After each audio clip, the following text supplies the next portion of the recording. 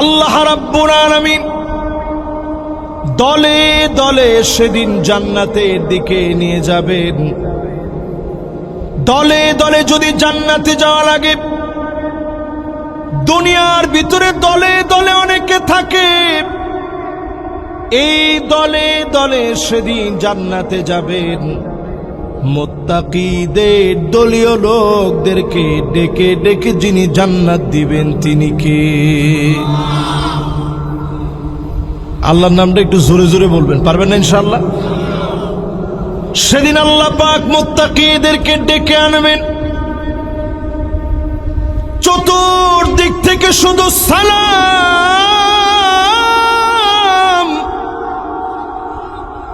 সালামুন আলাইকুম তিবতুম ফাদখুলুহা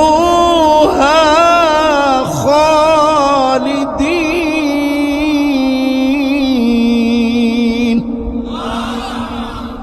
চতুর্দিক থেকে শুধু সালাম আর সালাম হবে। ফেরেশতারা সেদিন সংবর্ধনা দিবে, যেদিন মালিক সম্মানিত বানায়া জান্নাতি বানায়া দিবেন তিনি কে?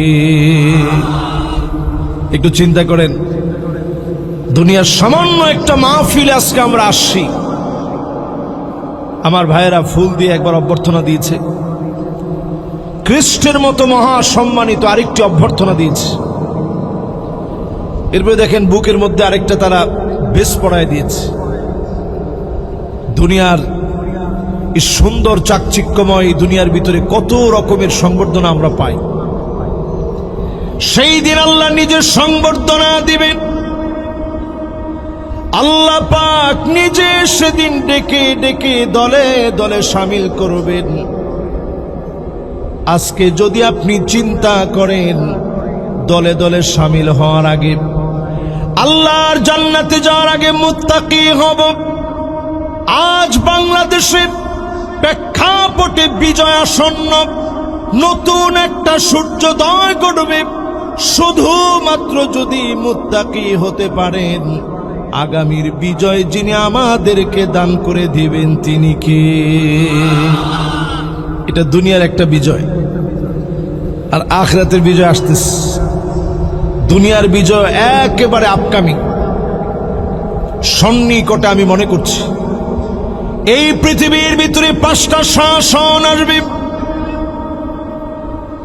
1 নাম্বার শাসন হবে তাকুনু ফীকুম আন-নবুওয়া, নবুয়তের শাসন আসবে।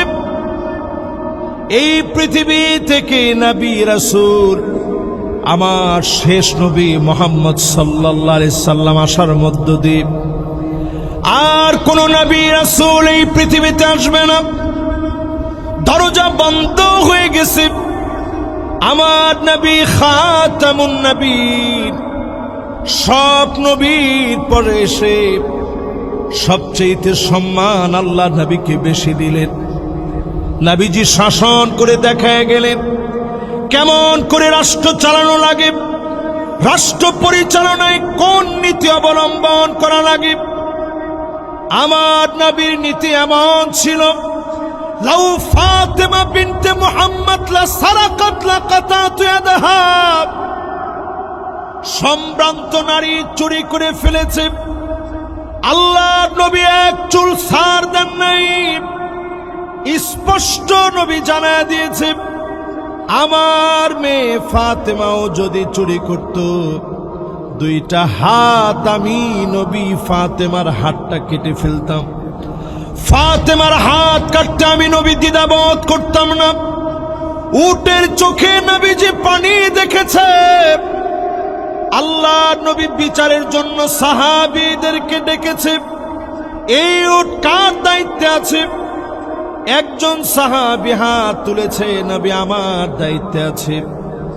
আল্লাহ নবী বললেন, শোনো, আফালা তাত্তাকিল্লাহ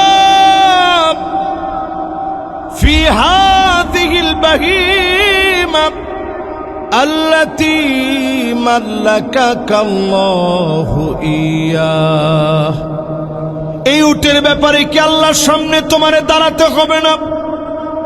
জবাব কি তোমার দেওয়া লাগবে না? সামান্য উটের চোখের পানি দেখে ওই উটকে খাবার না দিলে যদি জবাব দেওয়া লাগে, জনগণের হক মানলে যার সামনে জবাব দেওয়া লাগবে তিনি কে? আর যদি চাঁদাবাজি করেন, এদেশের চাঁদাবাজি, টেন্ডারবাজি, সন্ত্রাসী কর্মকাণ্ড যা চলছে, আল্লাহর কোরআন হাতে নিয়ে বলতে পারি 54টা বছরে যা দেখেছেন সব দেখা শেষ। সামনে হবে আল কোরআনের বাংলাদেশ।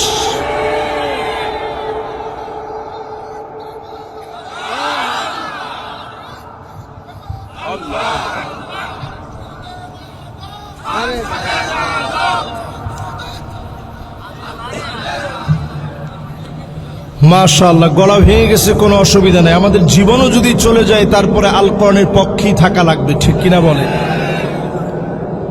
এই দুনিয়ার ভিতরে যদি বিজয় অর্জন করতে চান 5 শাসনের পরে, আমাদের আজকে থেকে পদক্ষেপ নেওয়া লাগবে। নবীজি পরিষ্কার জানায় গেলেন নবুয়তের শাসন আসবে। নবীজি চলে গেলেন, এ শাসন শেষ হয়ে গেছে। কি বলেন? নবীজি বুঝায় দিয়ে গেলেন এরপরে আরেকটা শাসন আসবে। ثم تكون خلافة على منهاج نبوة খুলাফায়ে রাশিদিনদের শাসন আসবে। 32 বছর 6 মাস ধরে শাসন করলেন, ক্ষুধা পেটে সহ্য করেছেন, কিন্তু একটা টাকা দুর্নীতি করে নাই। পোশাক পরার ক্ষেত্রে পর্যন্ত দুর্নীতি করে নাই। সবার সামনে দাঁড়িয়ে বলেছে, ইন্নী উল্লিতু আলাইকুম ওয়া লাস্তু বিখায়রিকুম, আমি তোমাদের নেতা নির্বাচিত হয়েছি, তোমাদের চাইতে সেরা হতে পারি নাই। যদি সঠিক কিছু করি সোজাভাবে মানবা, আর যদি বেঠিক কিছু হয়ে যায় আমাকে ধরে সোজা করে দিবা। বলেন আল্লাহু আকবার। এখন একটু চিন্তা করেন, এই নীতি কি এখন আমাদের দেশে আছে? দুর্নীতি আছে। 3 নাম্বার শাসন আসবে এই জমিনের ভিতরে। ثم تكون ملكا عاضا, রাজতন্ত্র আসবে। আওয়াজ করে বলেন কি তন্ত্র? রাজতন্ত্রের পরে নবীজি বলেন আরেকটা শাসন রাজতন্ত্রের পরে তোমরা দেখবে। 1 নাম্বার নবুয়ত, 2 নাম্বার খেলাফত, 3 নাম্বার রাজতন্ত্র। এবার কয় নাম্বার? 4 নাম্বারে নবীজি বলেন ثم تكون ملكا جبريا, 4 নাম্বারে আসবে স্বৈরা শাসন। ثم يرفعها الله, আল্লাহ টেনে উঠা নেবে। আল্লাহ যেদিন টেনে উঠা নেয় 16 বছরের ক্ষমতা কোনো কাজে আসে না, ঠিক কিনা বলেন? গরম ভাত তরকারি রেডি, সুম্মা ইয়ারফাউহা আল্লাহ। এখানে আলেম ওলামা আমার ডানে বামে আছেন। সুম্মা ইয়ারফাউহা আল্লাহ, আল্লাহ যেদিন টান মেরে টেনে সমূলে মূলোৎপাটন করবে, পালায় যাওয়ার সময় পাবে না, নেতা কর্মীর দিকে তাকানোরও সময় থাকে না। আল্লাহ এমন ভাবে টেনে উঠেন। তাহলে 4 নাম্বার শাসন, এটা আমরা 16 বছর দেখছি। 4 শাসনের ভিতরে নবুয়তের শাসন আমরা দেখি নাই, তবে পড়ছি। খোলাফায়ে রাশিদিনদের শাসন আমরা দেখি নাই, পড়ছি। রাজতন্ত্র আমরা না দেখলেও মোটামুটি দেখছি এবং পড়ছি। তবে স্বৈরাচারের শাসন আমরা স্বচক্ষে দেখছি। আরে কথা তো কয় না। এরপরে 5 নাম্বার শাসন আসবে মুসলমান। আল্লাহর হাবিব বলেন সুম্মা তাকুনু খিলাফাতান আলা মিনহাজি নবুওয়াতিন, আবার এই জমিনের ভিতরে আল্লাহ নবীর দেখানো পথ পন্থা অনুযায়ী সাহাবাই কেরামের আদর্শের মানদণ্ডে কোরআন সুন্নাহ অনুযায়ী আবার রাষ্ট্র পরিচালিত হবে। সারা পৃথিবীকে নেতৃত্ব দেওয়ার জন্য স্বৈরাচারের পতন বাংলাদেশে শুরু হয়েছে, ঠিক কিনা বলেন? শুধু বাংলাদেশে না মিয়া, 5ই আগস্টে ঘটছে বাংলাদেশে, 8ই ডিসেম্বরে সেম ঘটনা ঘটছে সিরিয়াতে। ঠিক আরেকটু পরে কর, তার মানে বোঝা যায় এই সার্কেলটা যেটা শুরু হয়েছে এটা শুধু বাংলাদেশে বসা নাই, ঠিক না ভাই? এখন ফিলিস্তিনের দিকে তাকায় দেখেন, তারা যুদ্ধবিরতির নাম করে নতুন করে আবারও তারা মাঝে মাঝেই হামলা চালাচ্ছে। তারা যুদ্ধ শেষ করবে না। আকরুদারিল মুমিনিন, মুমিনদের এই ঘর তারা ছাড়বে না। যেই জায়গা আপনারা দেখতেছেন বাইতুল মুকাদ্দাস, এই জায়গা ইহুদিরা ভেঙে এখানে একটা থার্ড টেম্পল তৈরি করবে। কান খাড়া করে শুনেন, তারা লাল বাছুর নিয়ে আসছে জবাহের জন্য। এই ছাই তারা ছিটায় দিবে, জবাই করে আগুন লাগিয়ে সেই ছাই তারা ছিটিয়ে দিয়ে পবিত্র করবে। তারা মনে করছে এই সময়টা একেবারে সন্নিকটে। এই সন্নিকটে মনে করে তারা এখন যুদ্ধবিরতির নাম করে একটা নাটক সাজিয়ে আবার মুসলমানদেরকে মারতেছে। এরকম কাজ তারা একবার দুইবার করে নাই, 15 বার এ পর্যন্ত যুদ্ধবিরতি দিয়ে থেমে আবার মারছে। 2023 সন থেকে নিয়ে 2025 পর্যন্ত তারা আমার ভাইদেরকে মারছে, 1,40,000 ভাইকে শহীদ করে দিয়েছে। আজকের এই মাহফিলে যদি মুসলমান আপনি একটু ব্যথিত না হন,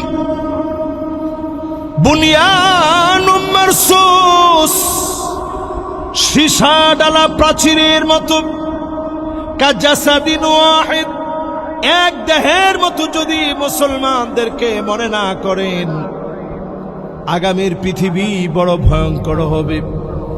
বাংলাদেশের কথা এজন্য বলছি, ফিলিস্তিন যদি বাংলাদেশের পার্শ্ববর্তী কোন দেশ হতো, আল্লাহর অসংখ্য গোলাম বুকের তাজা রক্ত ঢেলে দিয়ে ফিলিস্তিনের স্বাধীনতার পক্ষে লড়ত, ঠিক কিনা বলেন?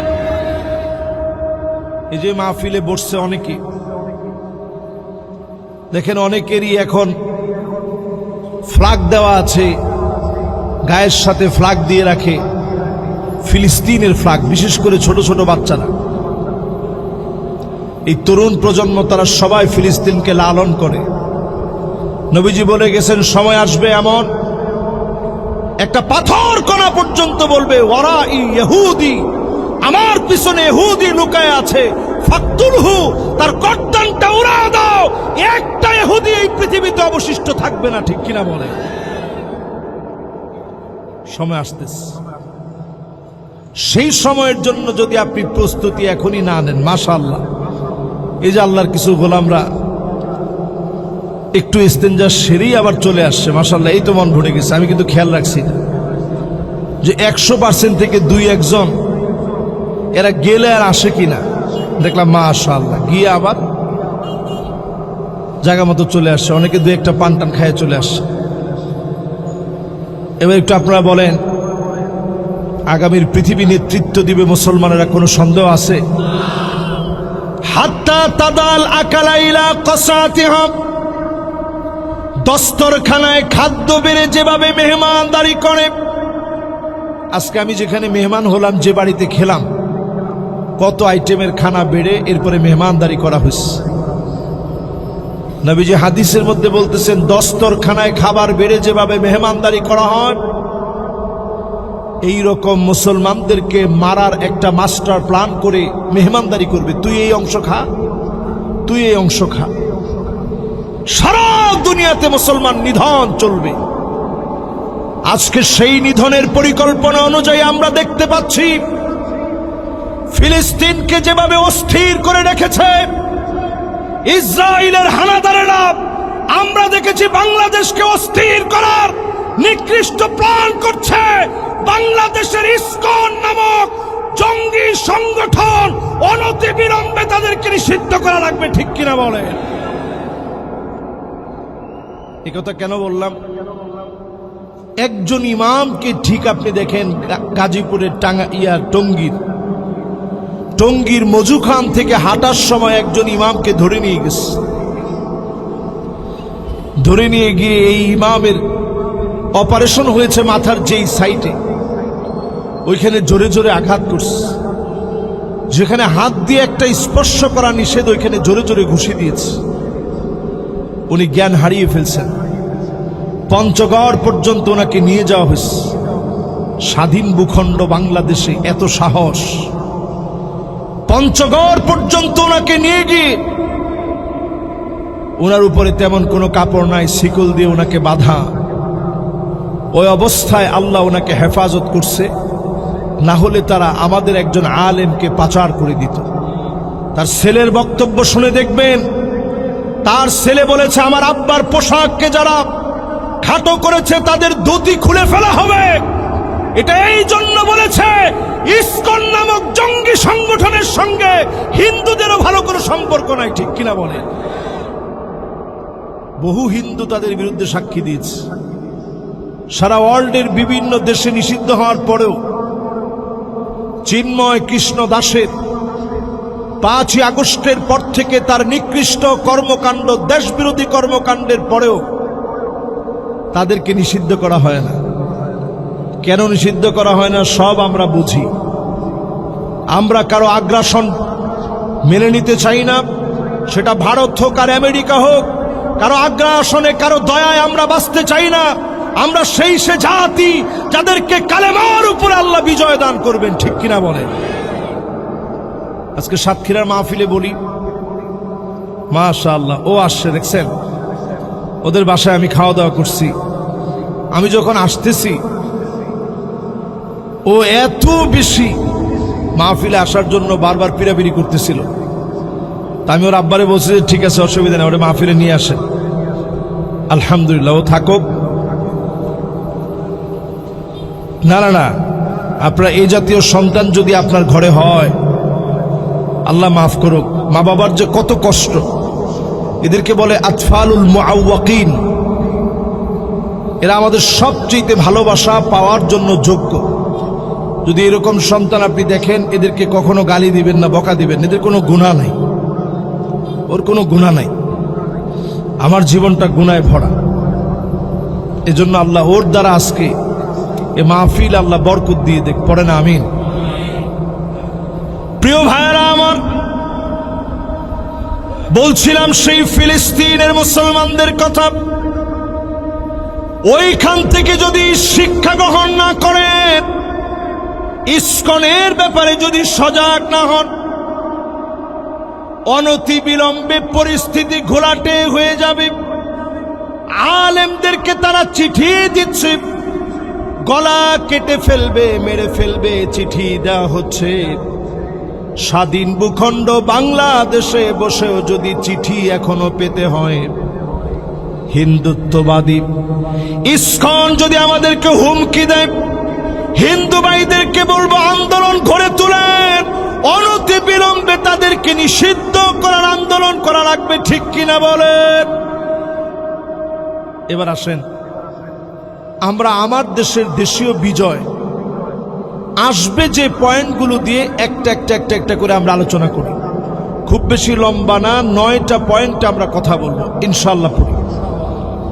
1 নাম্বার পয়েন্ট লাগবে ঈমানুস সাদিক, সত্য ঈমান নিয়ে ঈমানের দাবিতে যদি একত্রিত হতে পারেন, অবশ্যই যিনি বিজয় দিয়ে দিবেন তিনি কে? আমার কাছে মনে হয় বাংলাদেশে 5 আগস্ট ঘটছে ঠিক, কিন্তু আমরা এখনো ঈমানের দাবিতে সত্যবাদী হতে পারিনি। ঠিকটা আসতে বলেন না, জোরে বলেন। অনেকের কাছে এখনো মনে হয় রাজনীতি আমার ধর্ম, এই ধর্মের ভিতরে কোনো পরিবর্তন আমি মেনে নেব না। রাজনীতি তোমার ধর্ম নয়, আমার ধর্ম ইসলাম।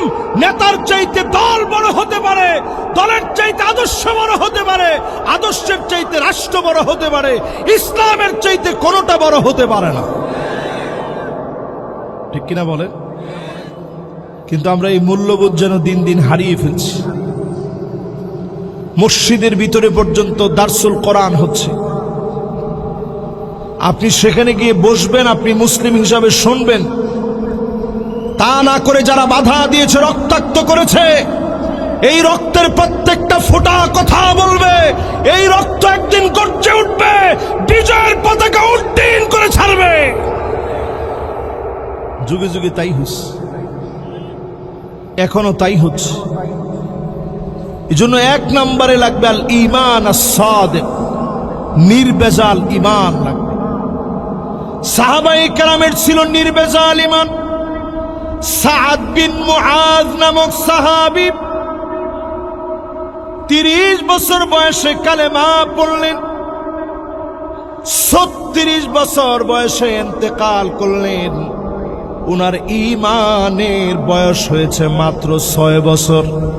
আওয়াজ করে বলেন কয় বছর? এবার আমি প্রশ্ন করি, সাহাবীর নামটা মুখস্থ করাই দিই। সাহাবীর নাম সাদ বিন মুআজ। বলেন কি নাম? সবাই বলেন কি নাম? আবার বলেন কি নাম? সাদ বিন মুআজ যেদিন দুনিয়া থেকে চলে গেলেন, আল্লাহ রাব্বুল আলামিন এমন খুশি হয়ে গেলেন, ওয়াহতাজ্জাল আরশ, আল্লাহর আরশ আজিম কেঁপে উঠেছে। আল্লাহ পাক আসমানের দুয়ার খুলে দিলেন, অজর ধারা রহমত নাজিল হচ্ছে।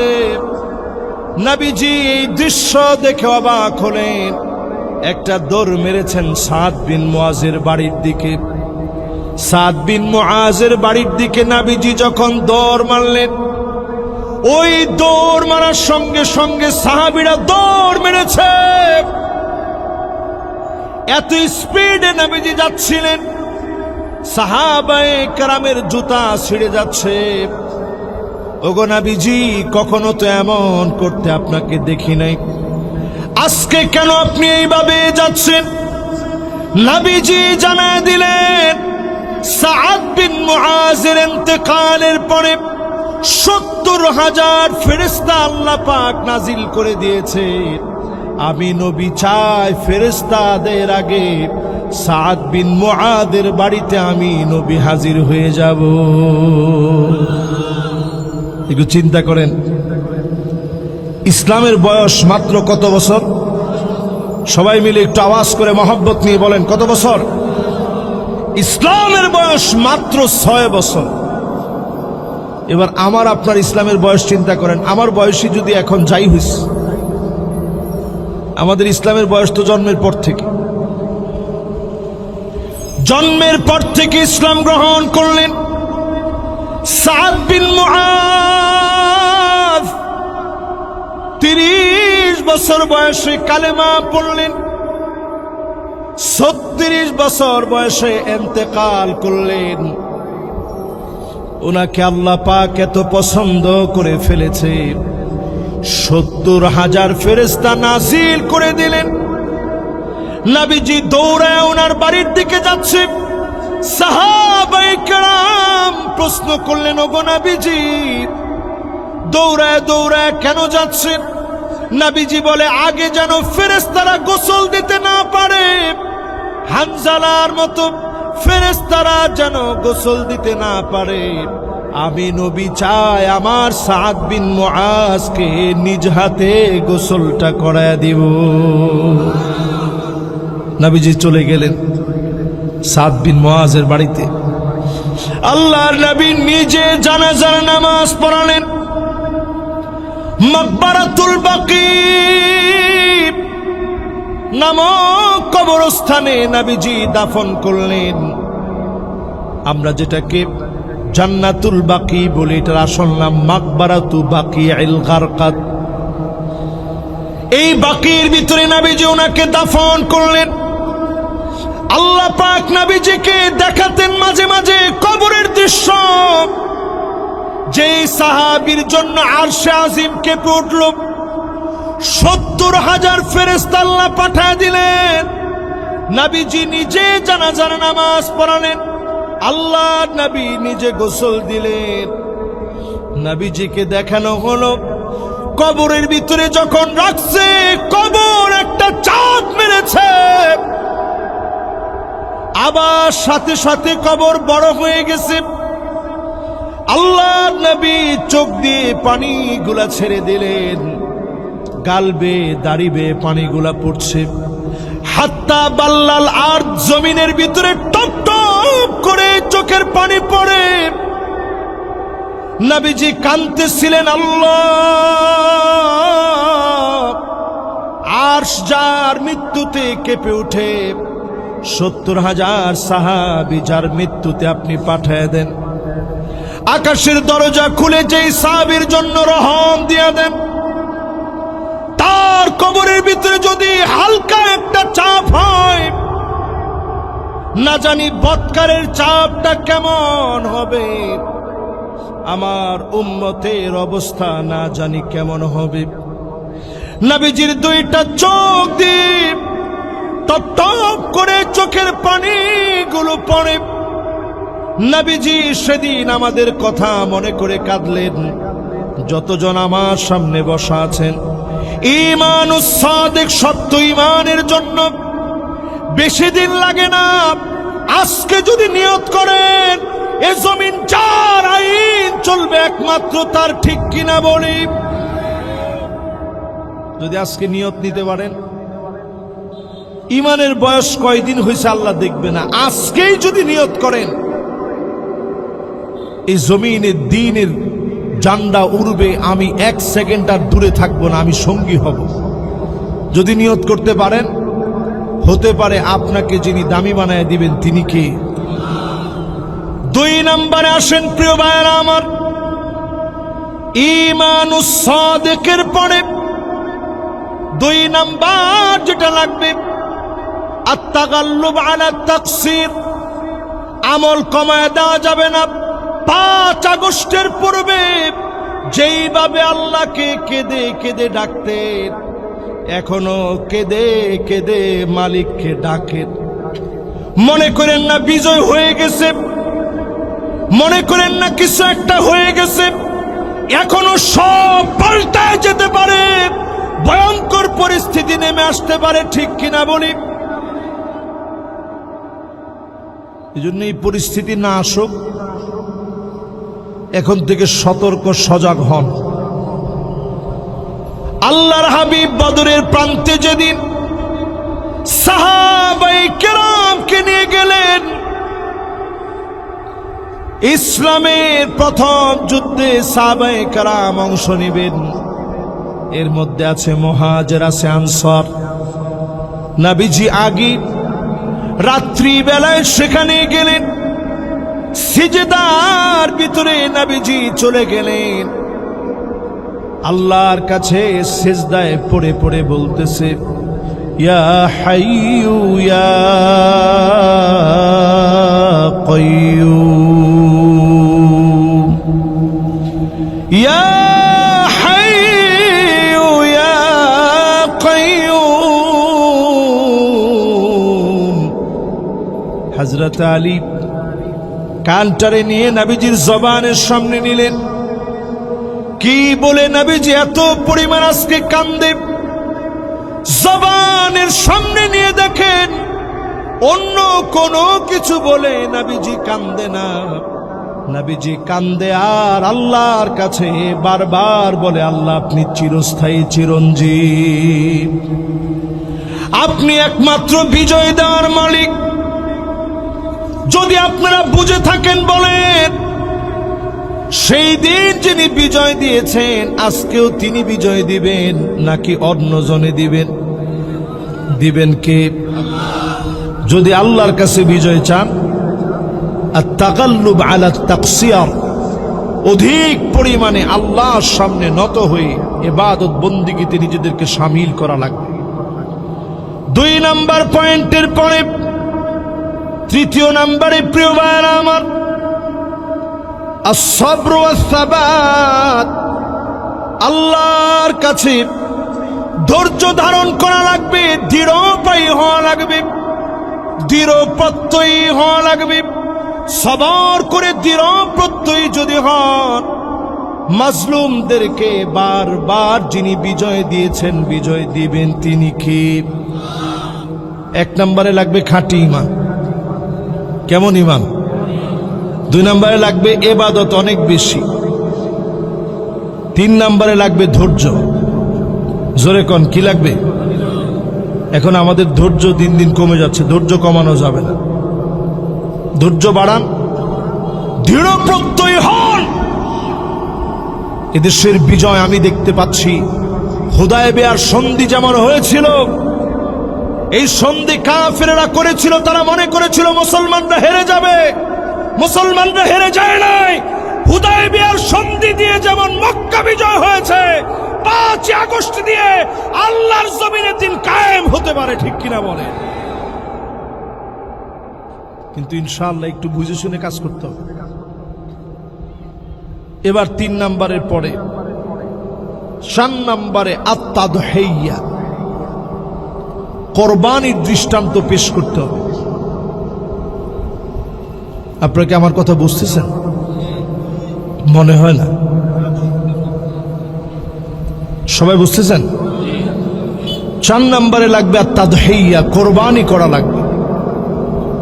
কোরবানি শুধুমাত্র পশু কোরবানি নয়, সময় কোরবানি দেওয়া লাগবে। এমন হতে পারে জীবনটা কোরবানি করা লাগবে। আল্লাহ নবীর সাহাবীর নাম হারাম বিন মিলহান। নবীজি সামনে আসলেন হারাম বিন মিলহান। নবীজি বললেন, যাও দাওয়াত নিয়ে যাও কাফেরের কাছে।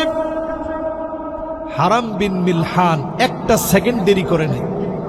তিনি জানতেন একলা একা যদি আমি দাওয়াতটা নিয়ে যাই, কাফের এক কোপ দিয়ে গর্দান কেটে ফেলবে। কিন্তু সামান্য ভয় তিনি পাননি। হারাম বিন মিলহান ছুটে চলে গেলেন কাফেরের সামনে, গিয়ে দাওয়াত দিলেন, আসলিম তাসলাম, ইসলাম গ্রহণ করো, শান্তি পাবা। হারাম বিন মিলহান দাওয়াত দেওয়া মাত্র কাফের তরবারি বের করে ফেলেছে। হারাম বিন মিলহানের মাথার মধ্যে আঘাত করেছে। জ্বর জ্বর করে রক্ত তীর বেগে বের হচ্ছে। হারাম বিন মিলহান রক্তগুলা স্পর্শ করলেন, একটা ডাক মেরে আল্লাহকে বললেন, ফুস্তু রব্বিল কাবা, ও কাবার মালিক, আমি বিজয়ী হয়ে গেলাম, আমার কোনো ভয় নাই। ইসলামের দাওয়াত দিতে এসে মার খেয়েছি, বিজয়ী হয়ে গেলাম। যুগে যুগে যদি আপনি তাকায় দেখেন, আল্লামা দেলোয়ার হোসেন সাইদি রহমতুল্লাহ আলাইহি জেনে শুনে এই পথে আসলেন। 13টা বছর জেলখানার মধ্যে ছিলেন। উনি শেষ দিন দুজনের কাঁধে বট দিয়ে যখন নামতেছিলেন, উনার মুখে একটা হাসি ফুটেছিল। কেমন যেন তিনি বুঝায় দিলেন, মুসলমান কখনো জালেমের জুলুমে ভেঙে পড়ে না। জালেম জুলুম করতে পারে, মাজলুমের হাসি কেড়ে নিতে পারে না। বিজয়ী হয়েছে। আজকের দিনটা তিনি দেখে যেতে পারেনি। উনি সব সময় 2টা জিনিস আল্লাহর কাছে বলতেন। যারা উনার সাথে সাক্ষাৎ হয়েছে, জেলখানায় দেখা হয়েছে, দেখছেন, ওনাদেরকে উনি 2টা কথা বলতেন, যে শেষবারের মতো একটা বার আমার মানুষগুলোর নিয়ে বসতে চাই, কিছু কথা তাদের সাথে যেন বলতে পারি। আরেকটা তিনি দোয়া করতেন যে আল্লাহ শেষবারের জন্য হলেও আরেকটা বার তোমার ঘরের সামনে গিয়ে যেন আল্লাহ তোমার একটু ডাকতে পারে। এই দুইটা কথা সব সময় তিনি সবার কাছে দোয়া চাইতেন। আল্লাহর ফয়সালা, তিনি চলে গেলেন। তবে মনে রাখবেন, যারা ফাঁসির মঞ্চে গিয়েছে, যারা রক্ত দিয়েছে, যারা জেল জুলুম নির্যাতন সহ্য করেছে, তাদের ত্যাগ তিতিক্ষার বিনিময়ে আজকের এই নতুন অধ্যায় আমরা পেয়েছি, ঠিক কিনা বলেন? তাহলে কয় নাম্বারে আছেন সবাই? কয় নাম্বার? আর 5টা বাকি আছে। 5ম নাম্বারে প্রিয় ভাইয়েরা আমার, যতজন আজকে বসলেন, আল আখযু বিল আসবাব, কৌশল অবলম্বন করা লাগবে। আওয়াজ করে বলেন, কি অবলম্বন? এখন কৌশল আলহামদুলিল্লাহ মোটামুটি অবলম্বন হইছে, কিন্তু কৌশল অবলম্বন যারা করতেছেন সজাগ সচেতন থাকবেন। আপনি একরকম বলছেন, আরেক রকম প্রচার করা হবে। আপনি একরকম চাইছেন, আরেক রকম সেটা প্রকাশ করা হবে। এই জন্য আল্লাহ কোরআনের ভিতরেও জানায় দিয়েছেন, ওয়াহযারুহুম আন ইফতিনুকা আন বা'দি মা আনজালাল্লাহু ইলাইক। সতর্ক থাকা লাগবে, তারা যেন কোনো কিছু ঢুকায় দিতে না পারে, ইন্ধন দিতে যেন তারা না পারে। এই জন্য সতর্কতার সাথে কৌশল অবলম্বনের মধ্য দিয়ে বিজয় আসবে। জোরে কোন আল্লাহু আকবার। এবার 6 নম্বরে চলেন।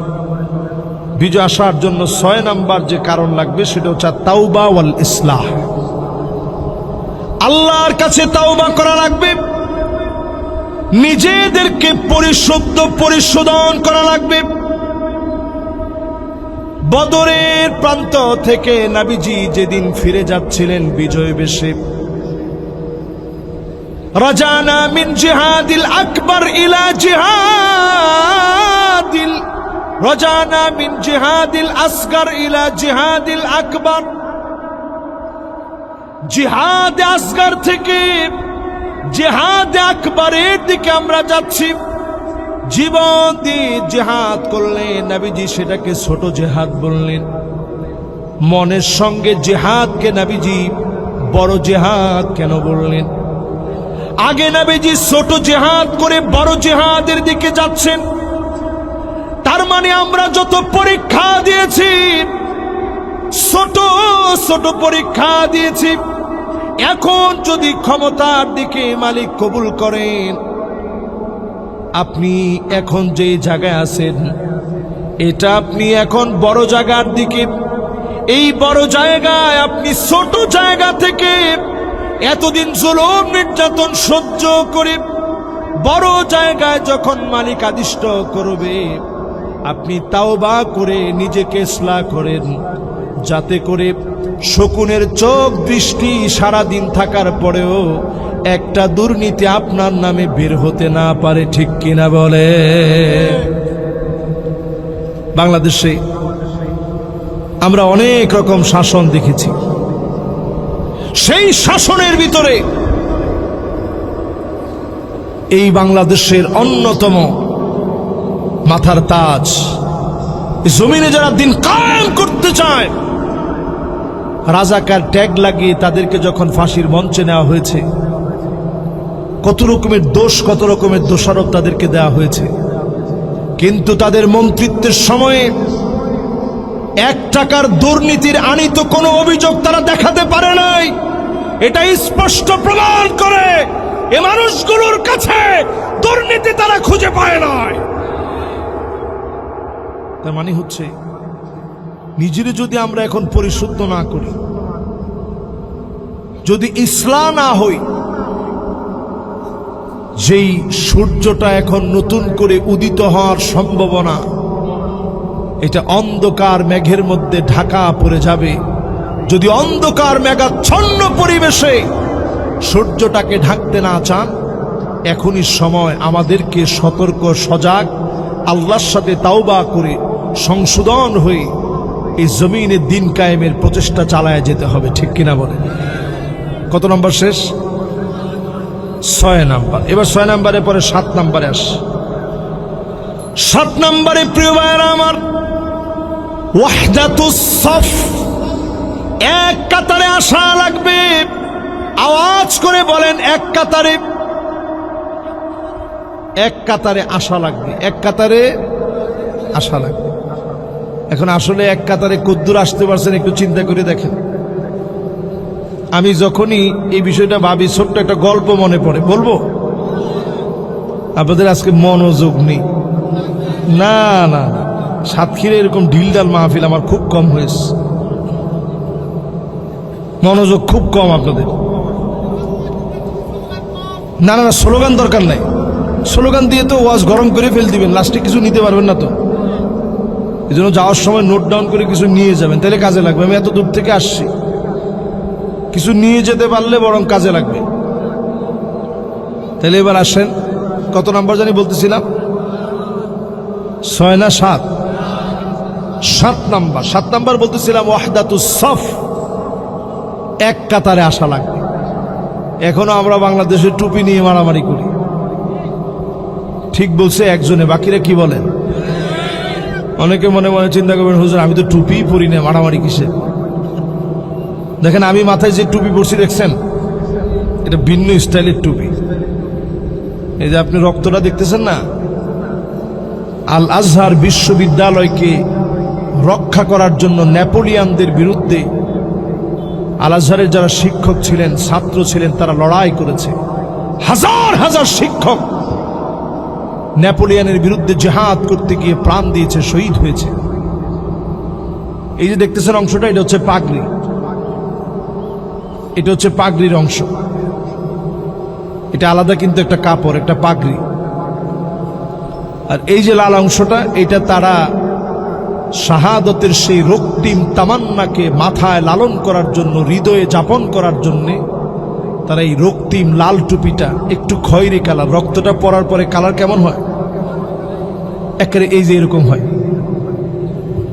এই কালারটা, যে আমরা রক্ত দিব কিন্তু দ্বীনের প্রদীপ বাতি নিত্যে দিব না। জোরে কোন আল্লাহু আকবার। প্রিয় ভাইরা আমার, তো সেখান থেকে আল আজহার বিশ্ববিদ্যালয়ের ওলামায়ে কেরাম এই টুপিটা পরে। আমি এই জন্য যখন আল আজহার থেকে আসছি, গ্রাজুয়েশন কমপ্লিট করার পরে এই টুপিটা পড়তে পারবেন, এর আগে না। আমরা বাংলাদেশে এখন অনেকেই লাল টুপি পরে, তো অনেকের পরা দরকার নাই, গ্রাজুয়েশন যারা কমপ্লিট করছে তারা এটা পড়বে। তো বাংলাদেশে যারা পড়তেছেন অনেকে এমনি পড়ে আর কি। তো এটা বলার উদ্দেশ্য হচ্ছে এই টুপিটা আমি বাংলাদেশে কেন পড়লাম। আমি দেখি বাংলাদেশে যখন আসছি প্রথম, টুপি নেওয়া পর্যন্ত ভাগাভাগি শুরু হয়ে গেছে যে এটা এই টুপি, সে আমাদের না। মিয়া ভাই, টুপি নিয়ে যদি আর সামনে ইখতিলাফ করেন, আগামীর দিন এত ভয়ঙ্কর হয়ে যাবে, আপনার মাথা থাকবে না, দেহের ভিতরে মাথা থাকবে না। যে মাথার ভিতরে টুপি পরবেন, গাছে গাছে লটকা রাখা হবে, প্রতিবাদ করার মতো আলেম খুঁজে পাওয়া যাবে না। এজন্য এখনই আপনি হিসাব করেন, ওয়াহদাতুস সফ, এক কাতারে আসার চেষ্টা করেন। আমি হেফাজতে ইসলাম সহ সমস্ত উলামায়ে কেরামদেরকে বলি, হেফাজতে ইসলাম, জামাত ইসলাম, নিজামে ইসলাম পার্টি, চরমনায়ের ইসলামী আন্দোলন সহ যত ইসলামী দলগুলো আছে, যদি এখনো আপনারা ঐক্যবদ্ধ হতে না পারেন, ওয়াহদাতুস সফ, এক কাতারে যদি আসতে না পারেন, আগামী দিন বাংলাদেশে গৃহযুদ্ধের দিকে যাবে। ঠিক কিনা বলেন? আমি নবীজির হাদিস থেকে শোনাই দিই। নবীজি 6টা বিষয় সতর্ক করে গেছেন। 1 নাম্বার, নবীজি বলেছেন সতর্ক থাকা লাগবে ইমারাতুস সুফাহা, যদি নির্বোধরা ক্ষমতায় চলে আসে। 2 নাম্বার যেটা আপনি দেখবেন, কাসরাতুস শর্ত, নানা রকমের শর্ত চলে আসবে। কিছু হলেই মৌলবাদ বলবে, জঙ্গিবাদ বলবে, আলেমদেরকে নতুন নতুন তকমা লাগায় আলেমদেরকে মারা হবে। ঠিক কিনা বলি? 3 নম্বরে আসবে বিয়াউল হক, টাকার বিনিময়ে হুকুম বিক্রি হয়ে যাবে, আদালত বিক্রি হয়ে যাবে, মন গড়া বিচার হবে। হচ্ছে না হয় নাই? এই যে ভাইয়ের আমার পাশে বসা জ্ঞানী গুণী লোক, ওনারা বলছে হুজুর অলরেডি হচ্ছে তো। এরপরে দেখবেন ইস্তিগফাফান বিদ্দাম, এটা 4 নাম্বার শাস্তি। গ্যানোসাইড শুরু হবে, গৃহযুদ্ধ লেগে যাবে। এই দেশটাকে যদি ভালোবেসে বাঁচাতে চান, গৃহযুদ্ধ থেকে যদি দেশকে বাঁচাতে চান, এখনই আপনাদের কাছে উদারত আহ্বান, এক হয়ে যান, না হলে গৃহযুদ্ধ লেগে যাবে। ঠিক কিনা বলে? 5 নম্বরে কাতিআতুর রাহিম, আত্মীয়তার সম্পর্ক ছিন্ন হয়ে যাবে। ভাই ভাইরে চিনবে না, শুধু দল করার কারণে এক ভাই আরেক ভাইয়ের সম্পদ গিলে খাবে, যে এখন সে যেহেতু এই দলের না, আমার একটু পাওয়ার আছে, ক্ষমতা আছে, আমি দখল করে নি। এগুলো কি হচ্ছে না? হচ্ছে না? 6 নম্বরে আকাল্লুহুম ফিকহান, নির্বোধ বুঝহীন ব্যক্তিরা সব ক্ষমতায় বসবে। তখনই আপনি দেখবেন ইসকনের মতো সংগঠনকে কিছু না বলে আমার আশামণি নামক ছোট্ট মেয়েটা ধর্ষিত হওয়ার পরেও তাকে যারা ধর্ষণ করলো তাদেরকে আটক করা হয়েছে। পুলিশ তার সঙ্গে খিলখিলে হাসতেছে, তার সঙ্গে খিলখিলে হাসতেছে, মনে হয় জামাই বাড়িতে আস। এরকম আলামত গুলা দেখতে থাকবেন। যদি বাঁচতে হয় এক কাতারে আসতে হবে। কোরআনুল কারীম আল্লাহ রাব্বুল আলামিন আয়াত নাযিল করে দিলেন, কুল হুয়াল কাদিরু আলা আন ইয়াবআসা আলাইকুম আযাবাম মিন ফাওকিকুম। ও নবী, আযাব আসবে উপরের দিক থেকে। আপনার উম্মত যদি উল্টা পাল্টা করে, উপরের দিক থেকে আযাব আসবে। আয়াতটা যখন নাজিল হয়ে গেছে, নবীজি কান্না শুরু করে দিয়েছেন, আল্লাহ সেই উম্মত গুলারে দেখি নাই, এত বড় শাস্তি দেন না। আল্লাহ নবীজি আমার আল্লাহর কাছে কান্না শুরু করলেন, শাস্তি দিয়েন না। আল্লাহ পাক দ্বিতীয় অপশন দিলেন, আও মিন তাহতি আরজুলিকুম, পায়ের নিচ থেকে আযাব আসবে। নিচ থেকে আযাব আসবে, ভূমিকম্প, ভূমিধস, টর্নেডো, এরকম একটার পর একটা নতুন নতুন আযাব আসবে। সব ধ্বংস হয়ে যাবে। উম্মত উল্টাপাল্টা করলে সবগুলোর আমি ধ্বংস করব। নবীজি আবার কাঁদলেন, আল্লাহ এত বড় শাস্তি দিন না। 3 নম্বরে আল্লাহ জানালেন, নবী শুনেন, আও ইয়ালবিসাকুম শিয়া ওয়া ইউযীকা বা'দুকুম বা'সা বা'দ। ও নবী, আপনার উম্মত দলে দলে বিভক্ত হয়ে যাবে। এখন যদি আমি প্রশ্ন করি, বাংলাদেশে দলে দলে আমরা বিভক্ত হয়েছি কিনা? না না, এখনো হন নাই মনে হয়। কি পরিমাণ দল বাংলাদেশে আছে আপনি কল্পনা করতে পারবেন না। দলে দলে আমরা বিভক্ত হয়ে গেছি। নবীজি বললেন, ওয়ায়ুযীকা বা'দুকুম বা'সা বা'দ, ওয়ায়ুযীকা বা'দুকুম বা'সা বা'দ। এমন সময় আসবে, আল্লাহ পাক নবীজিরে জানায়া দিলেন, আপনার উম্মত একজন আরেকজনকে মারবে। মারার পরে বলবে, মারার মতো মেরেছি। একজন আরেকজনরে মেরে স্বাদ নিবে। এই যে আসতেছে 28শে অক্টোবর, চিন্তা করেন, এই সেই 28 অক্টোবর লোকে বৈঠা দিয়ে পিটায়া মৃত মানুষের উপরে যারা নৃত্য করেছিল, তারাও নিজেদেরকে মুসলমান বলে মনে করে। আল্লাহর কসম, আল্লাহর কাছে তাদের মাফ হয় নাই। ঠিক কিনা বলে? একটু চিন্তা করে দেখেন, আদতে তারা মনে করে আমরা নামাজি, আমরা দিনদার। আল্লাহ আয়াত নাজিল করে বলতেছে, নবী এরকম অবস্থা আসবে যে অবস্থার ভিতরে তারা একজন আরেকজনকে মেরে মনে করবে আমরা সাথ নিচ্ছি, এবং তারা বলবে যে মারার মতো মার্স।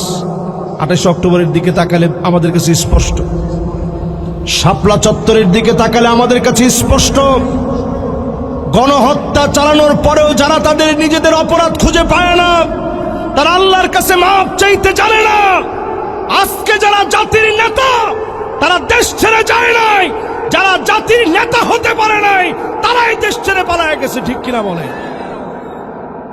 আমরা যদি দেখি বেগম খালেদা জিয়া দেশ ছেড়ে পালায় যায় নাই, বাবর সাহেব দেশ ছেড়ে পালায় যায় নাই,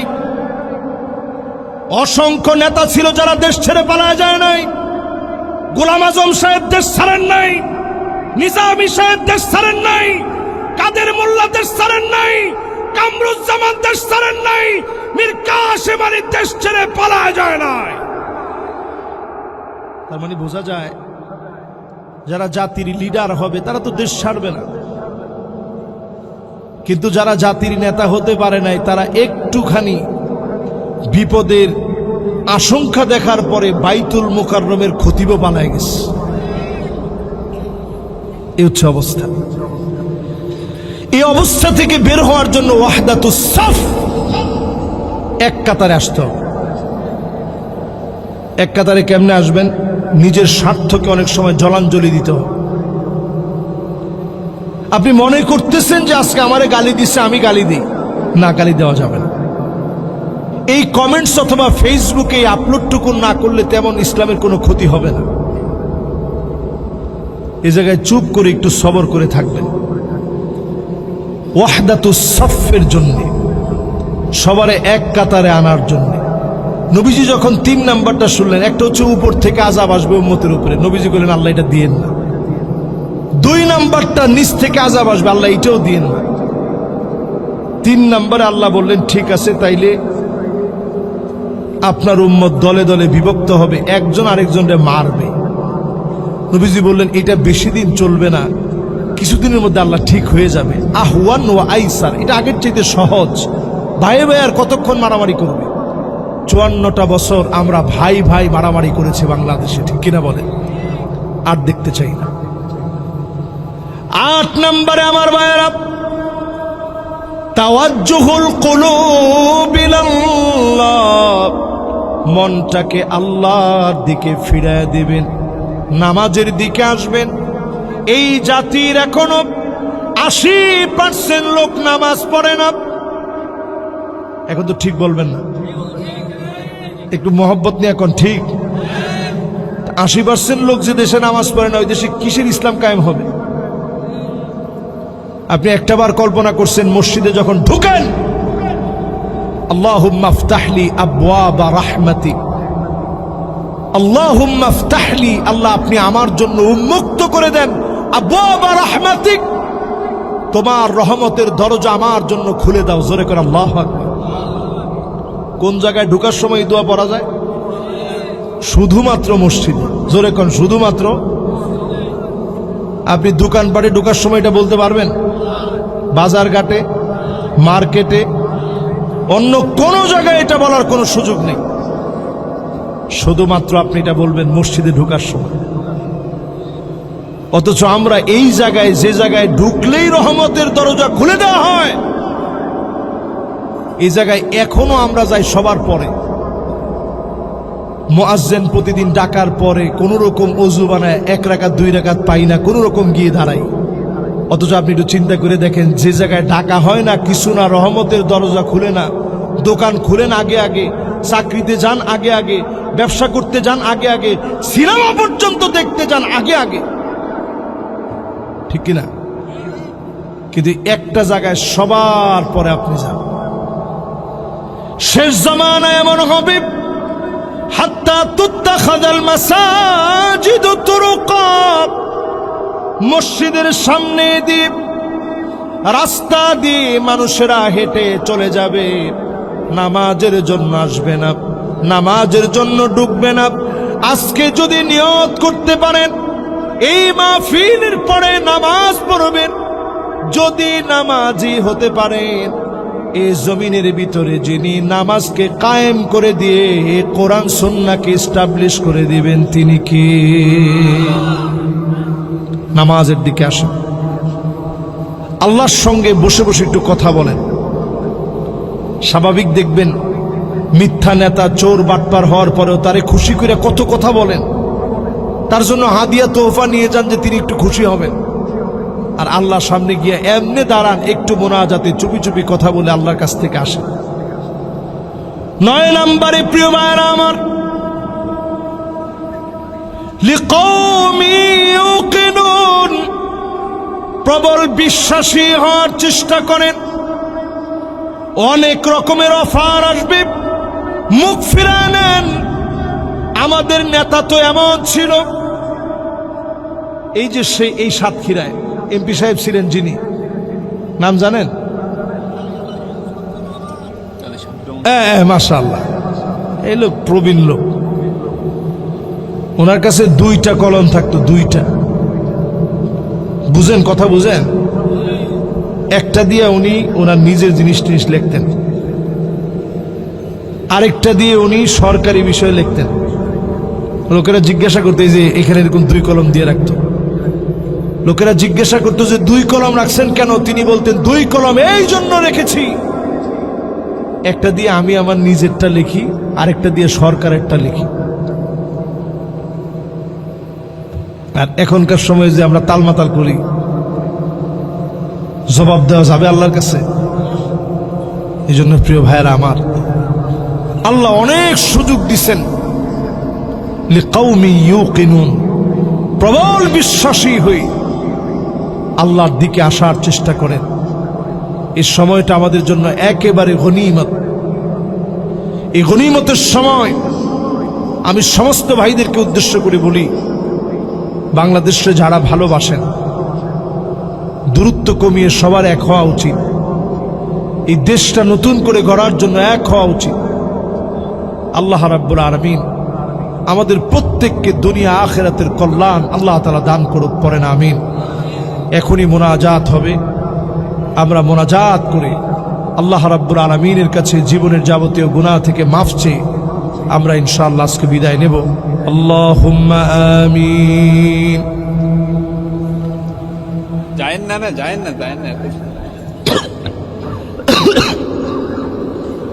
ربنا ظلمنا أنفسنا وإن لم تغفر لنا وترحمنا لنكونن من الخاسرين ربنا لا تزغ قلوبنا بعد إذ هديتنا وهب لنا من لدنك رحمة إنك أنت الوهاب। আল্লাহ তাআলা বড় আশা নিয়ে আপনার শাহী আর মাকবুল দরবারে হাত তুলেছি। এমন কেহ নাই জীবনে কোনোদিন গুনাহ করি নাই, বড় বড় গুনাহ করে ফেলেছি। প্রকাশ্যে গোপনে কত কত গুনাহ করে ফেলেছি। আয় আল্লাহ, মেহেরবানি করে জীবনের সকল গুনাহ মাফ করে দেন আল্লাহ রব্বুল আলামিন। ডানে বামে সামনে পিছনে কবরে যারা ঘুমায় আছে, ঈমান নিয়ে যারা কবরে গিয়েছে, প্রত্যেকের জীবনের গুনাহ মাফ করে দিয়েন আল্লাহ। জানি না মালিক কার কার না জানি মানা,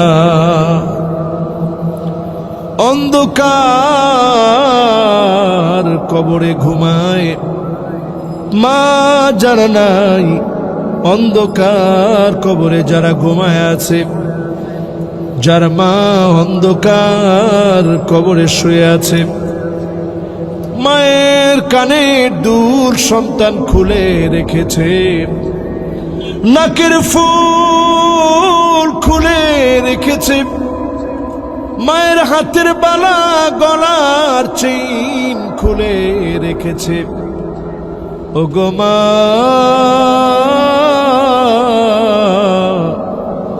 তোমার গুনাহগুলা সন্তান হয়ে খুলে রাখতে পারে না। এই মাহফিলে বসে মায়ের কথা মনে করে যারা হাত উঠিয়েছে, ওগো মালিক, মেহেরবানি করে মায়ের জীবনের গুনাহ মাফ করে দেন আল্লাহ। জানি না আল্লাহ কার কার না জানি আব্বা না, অন্ধকার কবরে শায়িত হয়ে গেছে। বাপ বাপ বলে কেঁদেও বাপেরে পায় না, আদর করে বাপ বাপ বলে এখন আর বাপের মতো কাউরে দেখে না। বাপ হারা সন্তান হয়ে মাহফিলে বসে বাপের জন্য যারা কান্দে, মেহেরবান মালিক মেহেরবানি করে মা বাবার জীবনের গুনাহ মাফ করে দেন আল্লাহ। রব্বিরহামহুমা কামা রব্বায়ানি সগীরা, রব্বিরহামহুমা কামা রব্বায়ানি সগীরা। ছেলে দিয়েছেন, মেয়ে দিয়েছেন মালিক, অনেকে মেয়ে দিয়েছেন ছেলে দেন নাই, ছেলে দিয়েছেন মেয়ে দেন নাই, ছেলে মেয়ে যা দিয়েছেন গো মালিক, আমাদের সন্তানাদিদেরকে মানুষের মতো মানুষ বানান। রব্বুল আলামিন কুররাতা আয়ুনি ওয়াজআলনা লিল মুত্তাকিনা ইমামা। মুত্তাকিদের নেতা হয়েছে এমন সন্তান আমাদের ঘরে ঘরে দেন আল্লাহ। আমাদের চক্ষু গুলারে শীতল বানায় দেন আল্লাহ।